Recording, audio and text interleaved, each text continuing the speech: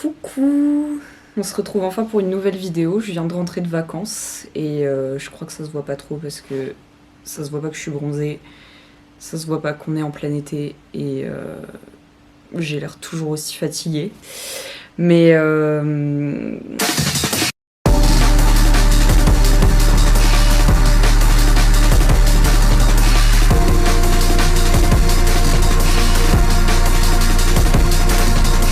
et je suis trop contente de faire cette vidéo. J'avais trop envie de refaire un épisode de Birds. Donc en gros le concept c'est que je prends un oiseau et je le personnifie. Style de make-up, de coiffure, de vêtements et tout. Et j'avais fait un sondage pour demander quel oiseau j'allais faire pour la suite. Vous avez choisi le pigeon. Et alors pour moi le pigeon c'est vraiment un dandy de la ville, assez classe, élégant, efféminé, et qui a un grand sens de la haute couture. Du coup j'ai mis ce corset pour commencer le look, avec un tutu blanc en dessous. Et du coup les broderies elles sont faites à la main. Donc je me suis dit que c'était hyper cool aussi le pigeon parce qu'il y avait plein de techniques différentes et d'idées différentes de maquillage que j'avais envie d'essayer depuis un certain temps ou que j'ai déjà un peu essayé.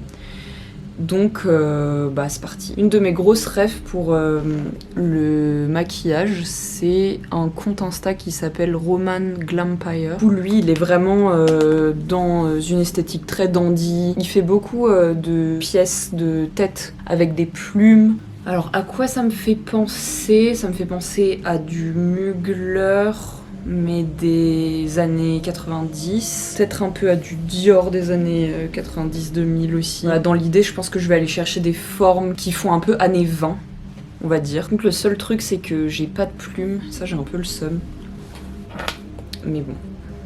Tiens, je vais mettre ce collier. Et au niveau des couleurs, j'ai quand même vu qu'il y avait pas mal de personnes, enfin de make-up artistes, qui avaient déjà fait des looks pigeons. Parce qu'à un moment, il y avait eu une trend autour de ça. Du coup, il y a beaucoup de irisés en général. Et donc, c'est vrai que moi, je vais partir là-dessus aussi. Mais j'ai envie d'apporter un petit twist parce que les pigeons ont les yeux rouges. Et du coup, j'aimerais bien cercler mon œil de rouge. Je pensais que je pouvais utiliser mon crayon rouge, sauf que il y en a plus. Du coup, ma technique quand j'ai pas de crayon à yeux adapté, c'est que j'utilise un rouge à lèvres. Donc là, c'est un Florasis que j'ai déjà bien fini, mais on voit encore un petit peu les détails du rouge à lèvres. Parce que du coup, la particularité de cette marque, c'est que tout est gravé en mode bas-relief. Comme dans la suite de la vidéo, il y a beaucoup de longs moments où je me maquille sans parler. J'ai eu envie de dynamiser un peu le montage avec des extraits de clips, des musiques qui sont passées en même temps. C'est des clips que j'aime vraiment bien dans leur montage, dans les images, les couleurs. Et donc j'avais envie un peu de mélanger ces images de clips avec moi qui me maquille.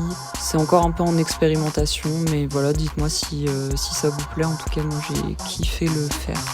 Bisous! Every night with my star friends, we eat caviar and drink champagne, sniffing in the VIP area, we talk about Frank Sinatra.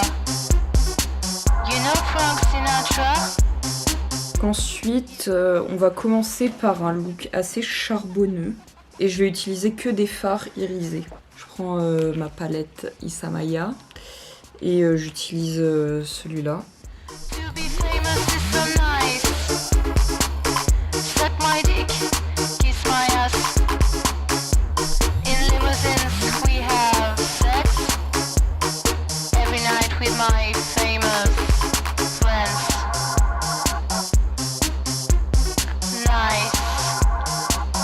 Donc ça c'est la forme de base et en fait j'ai commencé par un fard sombre pour qu'ensuite les fards irisés ressortent beaucoup mieux. Quand j'utilise par exemple l'espèce de lac noir là, en fait si je rajoute un fard irisé par dessus, ça ressort beaucoup plus fort que si je le mets directement sur ma peau nue.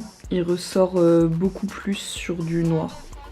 Donc ça va être le même principe là que je vais faire sur mes yeux.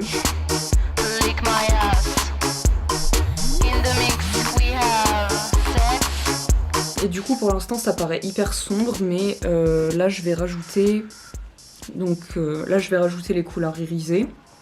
Donc, on va partir sur le vert là.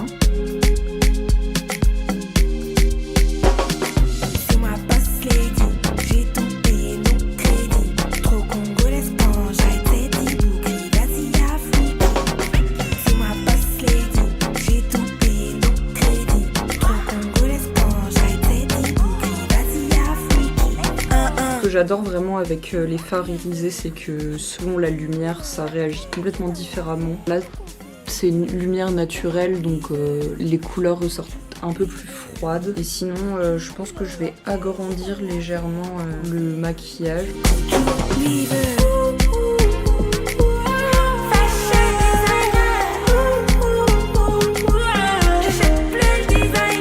Et maintenant, passe au blush. Pour moi, le blush Dandy, il est quand même bien marqué.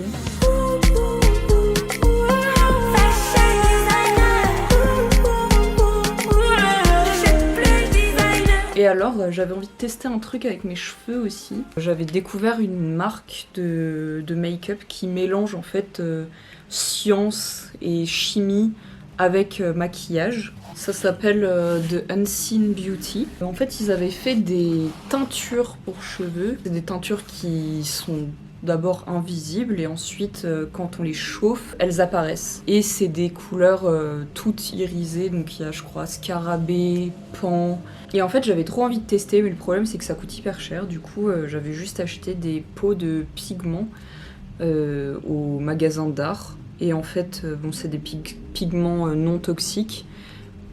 J'en avais pris un comme ça, violet, lavande, et un bleu-vert. J'avais déjà essayé de les mettre sur mes cheveux et vraiment, en fait, ça fait quasi le même effet, sauf que bah voilà, ça varie pas selon la chaleur quoi. Mais du coup, je me suis dit que j'aimerais bien reproduire ça pour le look. Donc pour ça, j'utilise du gel pour cheveux, une petite boîte de mélange de teinture et le pinceau applicateur et un peu d'eau.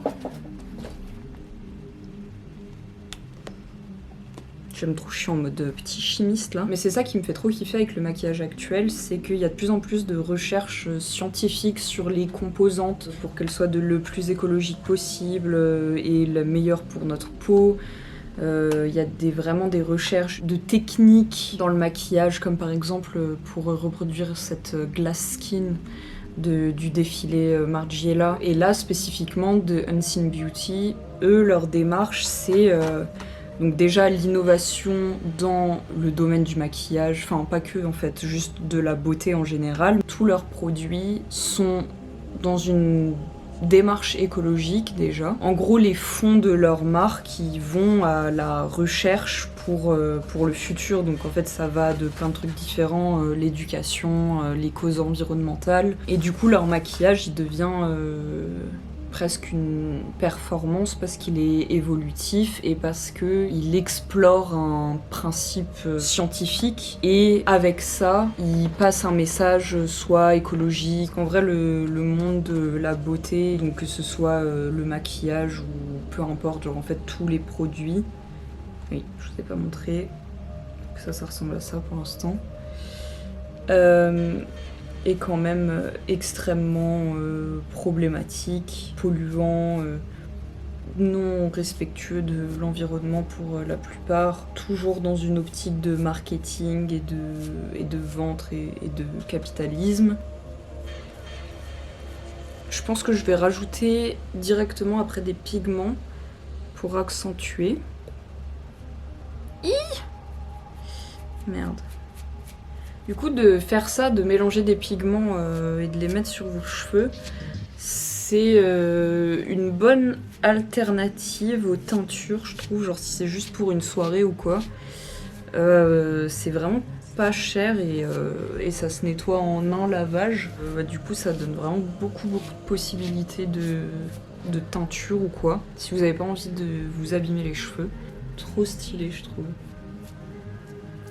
Et après, je vais rajouter du bleu.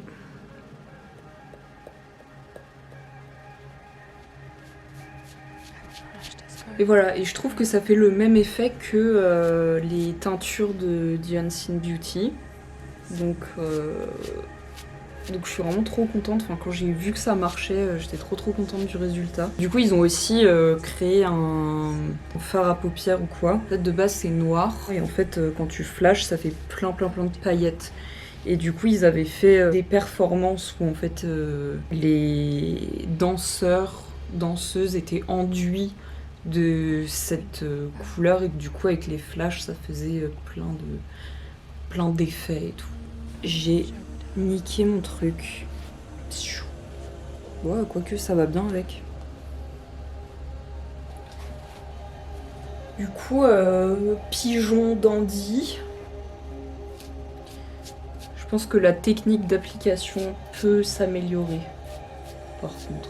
Dans mon moodboard, j'avais aussi des pigeons avec des broderies dessus, parce que j'étais tombée dessus sur Pinterest. Enfin, genre, c'est de l'IA où t'as des pigeons brodés, en gros. Et ça m'avait donné envie d'essayer des trucs avec un effet broderie, ou alors avec, je sais pas, des stickers de fleurs et tout ça. Et j'ai retrouvé une planche de stickers, mais qui date d'il y a très longtemps. Et je me suis demandé si ça ferait un peu le même effet.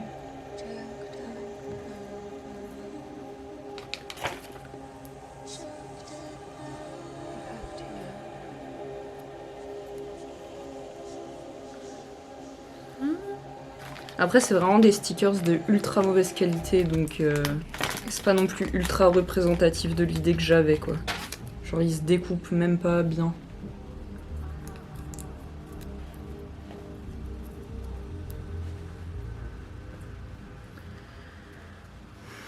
Bon, je pense qu'on va s'arrêter là, avant que je fasse nimp. Mais voilà, merci d'avoir regardé la vidéo.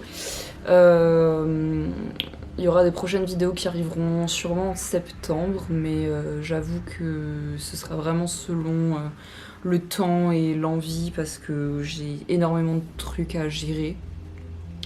Donc voilà, à la prochaine. Bisous!